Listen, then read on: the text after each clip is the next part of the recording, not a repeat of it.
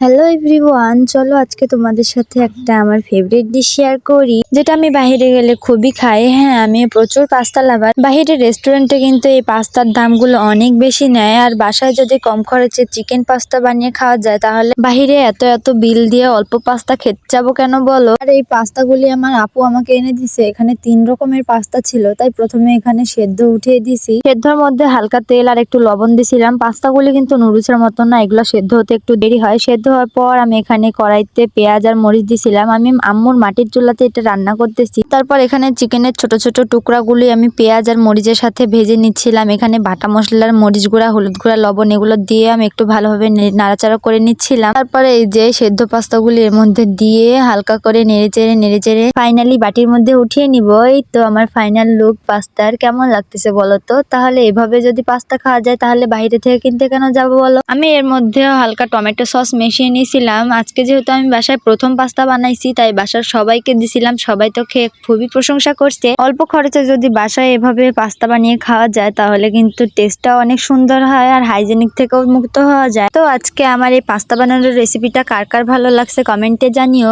আর এই মিনি ব্লগটা দেখার জন্য সবাইকে ধন্যবাদ। আজকে খেতে খেতে চলে যাচ্ছি। সবাইকে টাটা, আল্লাহ হাফিজ।